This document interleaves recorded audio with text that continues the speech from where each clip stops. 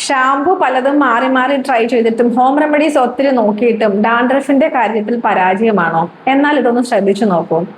ഡാൻഡ്രഫിന്റെ കാര്യത്തിൽ നമ്മൾ ശ്രദ്ധിക്കപ്പെടാതെ പോകുന്ന ഒരു പ്രധാന വില്ലനാണ് ആസിഡിറ്റി. ആസിഡിറ്റി കൂടുമ്പോൾ തലയിലേക്ക് എത്തുന്ന വിയർപ്പും ആസിഡിന്റെ അംശം ഉണ്ടായിരിക്കും. ഈ ആസിഡ് കലർന്ന വിയർപ്പ് നമ്മുടെ സ്കാൽപ്പിലുള്ള ഔട്ടർ സെൽസിനെ നിർജീവമാക്കുകയും ശൽക്കങ്ങൾ പോലെ പുറത്തേക്ക് ഒരു പാളി പോലെ ഇളകി വരികയും ചെയ്യാറുണ്ട്. അതുപോലെ സ്കാൽപ്പിൽ ഓയിലിന്റെ അംശം കൂടുമ്പോൾ സ്കാൽപ്പിൽ കാണുന്ന ഈസ്റ്റിന്റെ ഗ്രോത്ത് കൂടുകയും ഡാൻഡ്രഫ് കൂടാൻ കാരണമാകുകയും ചെയ്യുന്നു. കാലാവസ്ഥയിൽ ഉണ്ടാകുന്ന മാറ്റം കൊണ്ടും ഷാംപൂവിന്റെ അമിത ഉപയോഗം, അതുപോലെ ഷാംപൂ കണ്ടീഷണർ ശരിയായി വാഷ് ചെയ്ത് കളയാതിരിക്കുമ്പോഴും കെമിക്കൽ പ്രോഡക്ട്സിന്റെ ഹെയർ ജെല്ല്, ഹെയർ സ്പ്രേ ഒക്കെ ഒരുപാട് ഉപയോഗിക്കുന്നത് കൊണ്ടും ഹെയർ ട്രീറ്റ്മെന്റ്, സ്മൂത്തനിങ്, കെരാറ്റിൻ പോലുള്ള ഹെയർ ട്രീറ്റ്മെന്റ് എടുക്കുമ്പോഴും സ്കാൽപ്പ് ഡ്രൈ ആയിട്ടും ഡാൻഡ്രഫ് കൂടാറുണ്ട്.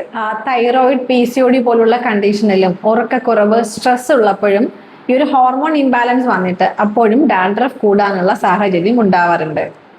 അതുപോലെ തന്നെ പ്രധാനമാണ് നമ്മുടെ ഡയറ്റ്. നമ്മൾ എടുക്കുന്ന ഭക്ഷണത്തിൽ protein, zinc, omega-3 fatty acid, vitamin B complex ഒക്കെ കുറയുമ്പോഴും ഡാൻഡ്രഫ് കൂടാറുണ്ട്. ഡാൻഡ്രഫ് പരിഹരിക്കാൻ വീട്ടിൽ തന്നെ ചെയ്യാൻ പറ്റുന്ന ഒരു ഈസി ആയിട്ടുള്ളൊരു മാർഗം, അതിന് വേണ്ടത് ത്രിഫല ചൂർണം. അത് കുക്കുംബർ ജ്യൂസുമായി മിക്സ് ചെയ്ത് 1-2 ദിവസങ്ങളിൽ സ്കാൽപ്പിൽ നല്ലപോലെ തേച്ച് പിടിപ്പിച്ച് ഒരു 15 മിനിറ്റിന് ശേഷം വാഷ് ചെയ്ത് കളയാം. ശ്രദ്ധിക്കുക, സൈനസൈറ്റിസ്, മൈഗ്രെയിൻ, നെക്ക് ഇഷ്യൂ ഒക്കെ ഉള്ളവര് ഒരുപാട് സമയം ഈ ഒരു പാക്ക് യൂസ് ചെയ്യുകയാണെങ്കിൽ തണുപ്പ് അധികമുള്ളത് കൊണ്ട് പെയിൻ കൂടാൻ സാധ്യതയുണ്ട്. അതുകൊണ്ട് ഈ പറഞ്ഞ ബുദ്ധിമുട്ടുകളുള്ളവർ ഒരു 5 മിനിറ്റ് മാത്രം ഇട്ടതിന് ശേഷം നല്ലപോലെ വാഷ് ചെയ്ത് കളയുക.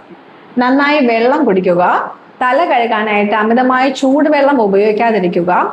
നനഞ്ഞ മുടി കെട്ടിവെക്കാതിരിക്കുക. ഹെയർ ഡ്രയറിന്റെ ഉപയോഗം കുറയ്ക്കുക.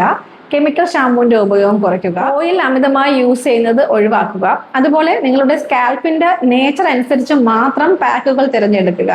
എല്ലാവർക്കും ഓയിലി പാക്ക് സ്യൂട്ട് ആവണമെന്നില്ല. ഓയിലി സ്കാൽപ്പ് ഉള്ളവർക്ക് പിന്നെയും ഓയിൽ യൂസ് ചെയ്യുമ്പോൾ ഡാൻഡ്രഫ് കൂടും. അതുപോലെ ഡ്രൈ സ്കാൽപ്പ് ഉള്ളവർക്ക് ഡ്രൈ ആയിട്ടുള്ള സാധനങ്ങൾ പിന്നെയും യൂസ് ചെയ്യുമ്പോൾ ഡാൻഡ്രഫ് കൂടും. അപ്പോൾ നിങ്ങളുടെ ആ ഒരു സ്കാൽപ്പിന്റെ നേച്ചർ അനുസരിച്ച് മാത്രം ഓയില്, കറ്റാർവാഴ അങ്ങനെയുള്ള വസ്തുക്കൾ ചൂസ് ചെയ്യുക.